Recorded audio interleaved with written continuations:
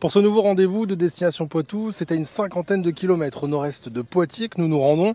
Cité thermale par excellence, connue et reconnue en France et dans le monde. Direction La Roche-Posay pour parler thermalisme donc, mais également histoire, musique et tourisme. Du tourisme, il va en être question. Direction pour commencer le donjon pour parler de l'histoire de la cité. Amélie Royer, guide conférencière à l'Office de tourisme de La Roche-Posay, et elle nous y attend.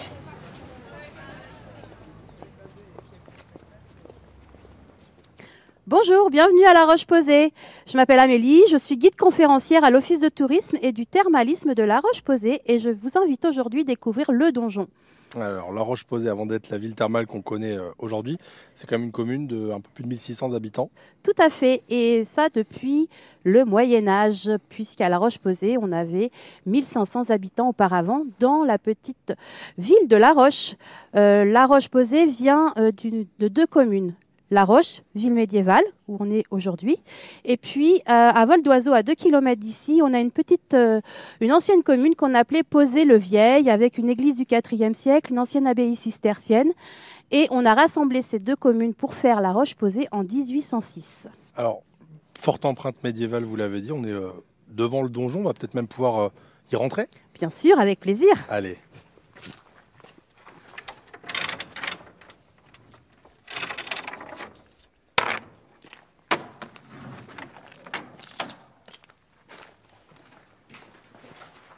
Donc là, on rentre, on traverse la première salle, c'est ça?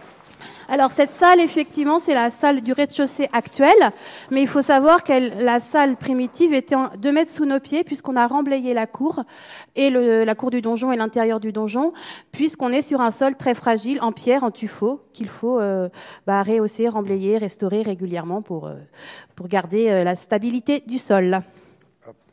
Là, un petit escalier avec... faut se baisser un peu quand même. Attention, oui, petit escalier qui est l'escalier primitif du donjon, le seul et unique escalier pour aller aux différents niveaux. Suivez-moi.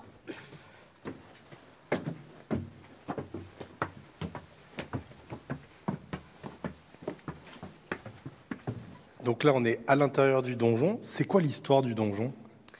Alors, le donjon, c'est une tour de guet. La tour de guet principale de l'ancien château de La Roche. Alors, effectivement, vous n'avez pas pu constater le château extérieurement, puisqu'à la Révolution française, en 1789, les habitants ruinés ont pillé le château. Mais il reste quand même ce donjon, cette tour quand même forteresse, puisqu'elle fait 25 mètres de hauteur, 2,50 mètres d'épaisseur des murs. Vous pouvez remarquer ici, dans cette salle qu'on appelle la salle des échos, les arcs en arc de cloître qui permettent un effet d'écho assez extraordinaire. Une acoustique, en fait, tout simplement, la pierre est taillée dans la forme de la voûte de la salle. Ce qu'on retrouve souvent dans des lieux religieux plutôt, comme un cloître, monastère, abbaye, etc. Et ce qui permettait aux prêtres de pouvoir confesser des personnes atteintes de graves maladies comme la lèpre ou la peste, sans être côte à côte, mais les uns à l'extrémité des autres, en chuchotant tout simplement. Ça marche vraiment ça? Tout à fait, vous pouvez essayer. Donc si je me mets là et que je chuchote, vous allez m'entendre. Alors non, il faut se mettre dans les coins. Ah oui, il faut que j'aille dans un coin. Comme si vous étiez puni, tout simplement. Je connais, ouais. Et moi, je me mets de l'autre côté.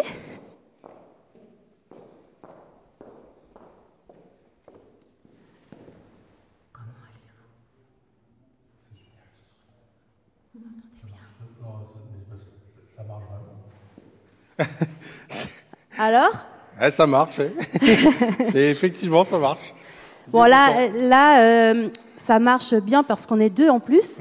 Ouais. Donc, il peut y avoir du monde autour de nous. On s'entend pareil à l'identique. Est-ce qu'il y a d'autres vestiges du Moyen-Âge, de cette période médiévale, sur La Roche-Posay qu'on peut découvrir? Oui, bien sûr. Vous pouvez aller découvrir également l'église. Alors même antérieure à la ville, elle existait avant la ville, elle est de 1099. L'église Notre-Dame, qui a été fortifiée par la suite au XVe siècle. Vous avez quelques remparts aussi, la rue des Remparts, où on voit bien les traces des anciens remparts de la ville. On retrouve également les fossés, les douves sèches.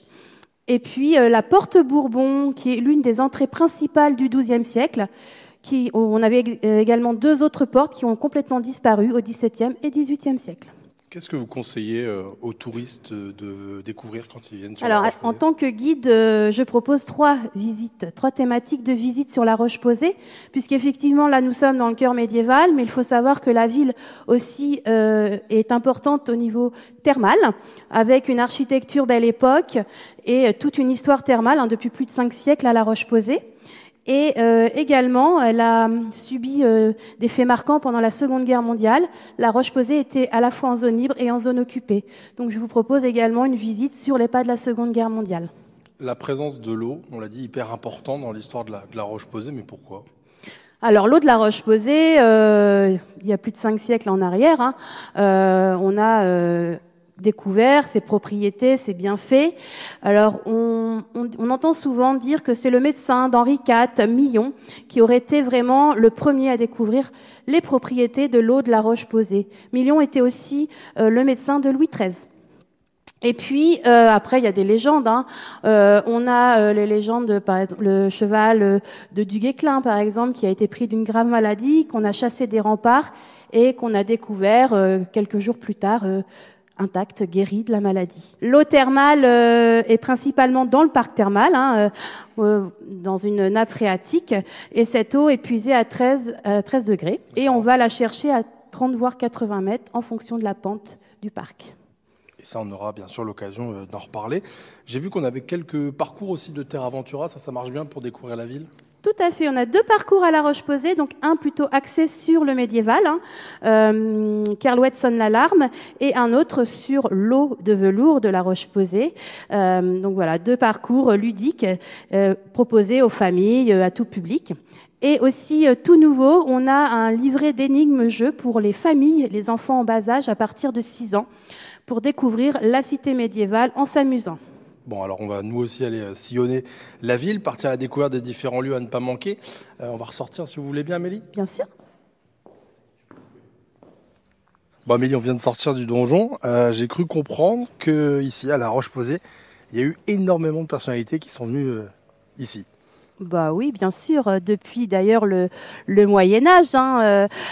Juste à côté de nous, on a le Thamescope qui remet en image dès le XIVe siècle la Roche-Posay, avec Kerlouette, le lieutenant de Duguesclin d'ailleurs, pendant la guerre de 100 ans. D'autres personnalités telles que qui arrivent plus avec le thermalisme à la Roche-Posay.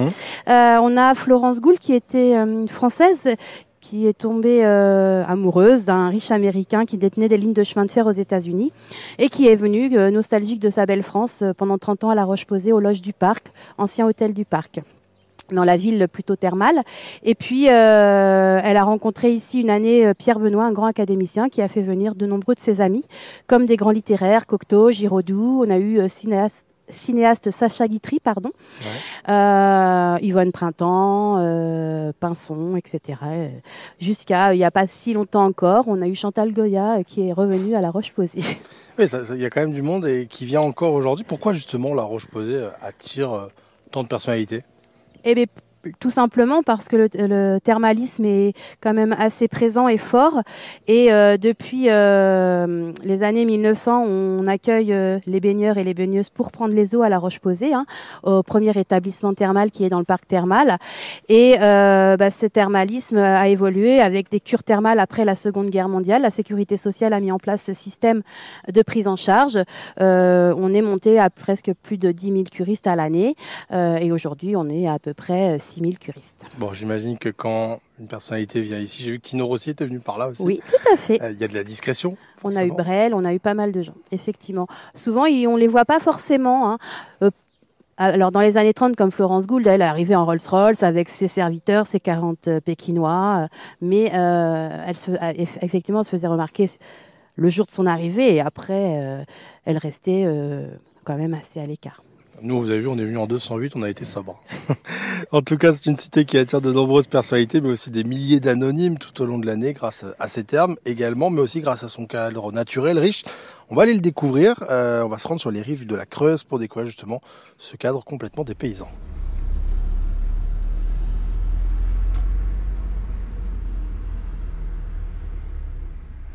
Et donc nous y voilà. Et j'imagine que c'est Michel. Bonjour. Bonjour à tous. Je suis Michel Nibaudot, président de pêche de l'Union des pêcheurs Val-de-Creuse et Gartempe depuis 10 ans, voilà, 2 mandats. La Roche-Posay, station labellisée station verte avec pas mal d'espaces verts, de loisirs en pleine nature. En tant que président de l'association des pêcheurs, parlez-nous justement de cette nature très présente. Nous avons la rivière Creuse, la rivière Creuse, nous gérons sur la rivière Creuse 15 km, donc du bec des Deux Eaux jusqu'au pont de Lésigny. Et nous avons une petite portion sur la Gartempe, donc en remontant en amont du bec des Deux Eaux jusqu'au lieu dit Le Riz. Voilà. Qu'est-ce qui vous plaît, vous, justement, en tant que pêcheur et avant tout amoureux de la nature ici à La Roche-Posay? C'est de passer un bon moment au bord de l'eau, bien sûr, et prendre un petit peu de poisson, bien sûr, qu'on peut remettre à l'eau ou garder, ça dépend des variétés. Bon, quand on vient ici, c'est très agréable. Alors, on est sur une journée ensoleillée, mais très agréable. Le bruit de l'eau, le cadre est magnifique. Oui, tout à fait. Donc le cadre est magnifique, mais ici c'était amélioré, nettement amélioré, parce qu'avant la cale, c'était pas comme ça. Et il y a 3 ans, j'ai demandé à la fédération de pêche de la Vienne si on pouvait pas améliorer cet endroit. Ils m'ont dit pas de problème, on va le faire. Donc il y a un technicien de rivière qui est venu, il a pris des mesures, il a fait un projet avec le président de la fédération de la Vienne, qui a été accepté. Donc on l'a dit, un cadre très sympathique, un cadre vraiment, j'imagine, qui attire pas mal de monde, parce qu'il y a les pêcheurs qui habitent là, mais peut-être qu'il y a pas mal aussi de touristes qui viennent. Voilà, c'est ça. Ici, c'est un lieu de promenade, on va dire aussi. Parce que comme vous avez vu, on a pris la rue de la Cale, on peut remonter par la rue des Tanneries. Là, on peut faire un tour. Et puis les pêcheurs, surtout aujourd'hui, il n'y a pas de problème. Ils peuvent même pique-niquer. En haut, on a un parking pour les accueillir, et il n'y a aucun problème. Alors, particularité ici aussi quand on arrive, c'est qu'on voit qu'il y a des marques, des vestiges de la dernière crue et qui n'est pas si vieille que ça, 2024. Oui, 2024. Là, dans la région, tout était en crue. Il y avait An qui était sous l'eau. Plus haut, la Gartempe, c'était pareil. Montmorillon, c'était pareil. Mais puis nous, on réceptionne la Gartempe et l'Anglin au bec des Deux Eaux là-haut. Donc, quand tout ça arrive, ça fait de l'eau. Ça fait de l'eau. Plus largement, sans forcément votre casquette de président de l'association de pêche, qu'est-ce qui vous plaît à La Roche-Posay? Le cadre de vie déjà, parce que La Roche-Posay c'est quand même un village vivant, malgré sa petite faible de population, mais c'est très vivant. Et puis à La Roche-Posay, on peut pêcher, on peut se promener, il y a des balades à faire. Vous avez des circuits de randonnée. Nous, on va laisser les bords de Creuse de côté pour nous rendre maintenant dans un lieu qui lui aussi attire pas mal de monde, et ce tout au long de l'année. Ce que je vous propose maintenant, c'est de prendre la direction de la salle Acropolia. Destination Poitou. Après avoir parlé de la cité médiévale, de la cité de nature, place maintenant à la cité des jeux et des spectacles. Nous aurions pu également nous rendre au casino, au golf, au champ de course, mais c'est finalement à la salle Acropolia que nous sommes, et nous allons retrouver Élodie Baudet. Bonjour. Bonjour, bienvenue à la salle Acropolia. Je suis Élodie, responsable de la salle. Alors, pièces de théâtre, concerts, événements en tout genre, il se passe énormément de choses à Acropolia. Comment justement vous choisissez les événements qui ont lieu ici ? Alors donc on fait plein de propositions et après c'est voté en mairie, le choix se fait par la municipalité. Il y a combien d'événements? On sait combien d'événements à peu près Alors par en an? moyenne il y a 6 spectacles par an. 3 de février à juin et 3 autres justement qui dans le deuxième semestre de septembre à décembre. Donc là on vient de rentrer au cœur de la salle, on change d'ambiance sonore, c'est immense. Oui, c'est une très belle salle. Donc, on est en version gradin jusqu'à 350 personnes. Et sinon, c'est une salle que l'on peut louer et vous pouvez mettre 300 personnes pour faire des dîners, voire jusqu'à 540 debout pour certains spectacles. Oui, c'est ça, c'est que j'ai vu que vous proposiez de louer donc la salle. Oui, nous avons 2 salles. Donc, celle-ci qui est la plus grande, qui peut aller à 300 personnes, et une autre petite salle, la salle Cristal, elle qui peut être jusqu'à 120 personnes debout et à peu près 80 personnes assis pour un anniversaire, une occasion, un événement familial, quoi. Quels sont les prochains événements à ne pas manquer ici? Oui, nous avons le 26 avril un tribute Bruel et le 24 mai un tribute Rolling Stone. Ouais, donc voilà. avec des musiciens, des chanteurs, voilà, ce sera des shows exceptionnels. Est-ce que vous avez quand même un souvenir de spectacle, un concert qui vous a marqué? Oui, en 2023, on a reçu Mentissa. la chanteuse. C'est vrai que c'était très très beau. Après, on a eu Grand Corps Malade aussi dans les premières années qui est venu. Donc, et on va avoir une autre tête d'affiche dans notre deuxième semestre de programmation avec Boudère qui vient faire un spectacle, son tout nouveau spectacle à l'école, le 13 septembre. Et ce sera suivi au mois d'octobre, le 25 octobre, une soirée Jazzy Swing avec 2 groupes différents. Une première partie plutôt show Brésil. Il y aura un entracte avec des food trucks et après en deuxième partie Mama Shaker. Donc là c'est plus du jazz populaire, ça va swinger. Et on va finir notre saison le 6 décembre avec Celtic Legend. Donc là pareil, on va avoir 20 danseurs, 5 musiciens avec l'ambiance irlandaise. Est-ce qu'il y a quand même un événement qu'il faut pas manquer cette année ? Alors on a plusieurs événements. On a le Salon du Bien-être qui est organisé par l'Office de Tourisme. On a le Salon des Vins aussi qui est en fin d'année, courant novembre. Après on a un festival de BD aussi, ça peut être intéressant au mois d'avril pour ceux qui adorent les BD. Mais c'est vraiment les trois festivals, les 3 salons qu'il faut pas manquer. Merci Elodie en tout cas pour nous avoir reçus ici à la salle Acropolia. Je vous en prie, moi ça m'a fait très plaisir justement de faire découvrir tout ce qui se passait à la salle. Toutes les informations sur le site de la salle et sur le site d'ici Poitou. Nous on va quitter la salle Acropolia, on ne pouvait pas finir notre reportage à la Roche-Posay sans se rendre au terme. On va donc s'y rendre pour découvrir pourquoi le centre a cette aussi grosse réputation. On y va. Bonjour, Solène Tesson, directrice du marketing. Bienvenue au centre thermal de la Roche-Posay. Alors, première question, pourquoi le centre thermal il est autant connu ? Le centre thermal de la Roche-Posay est connu, je crois, par le nom de la marque La Roche-Posay qui aujourd'hui est déployée à travers l'international et de nombreux pays. Donc, cette marque a été créée ici il y a 50 ans. Qu'est-ce qu'elle a de particulier cette eau ? Alors notre eau thermale, elle provient de la richesse de notre sol et donc le silice, le sélénium et le calcium vont être ces 3 composantes principales. Le centre thermal de la Roche-Posay aujourd'hui, c'est 2 univers, une partie médicale avec des cures thermales, mais aussi une partie bien-être avec le Spa Source et donc je vais passer la parole à Angélique Parnex, directrice du Spa Source. Donc on est au Spa Source. Angélique, qu'est-ce que vous proposez comme soins ici ? Qu'est-ce qu'on va pouvoir faire de bien pour les gens qui viennent ici ? Les soins ont été conçus par des experts en neurosciences, tout d'abord, des soins qui sont dédiés à tout type de besoins pour notre clientèle, des soins pour le bien-être lymphatique, pour le bien-être aussi musculaire et surtout pour une profonde détente. Donc on va vraiment proposer à notre cible de clientèle vraiment répondre vraiment et favorablement à leurs attentes. On aura 5 thématiques à leur proposer aux besoins à l'instant T.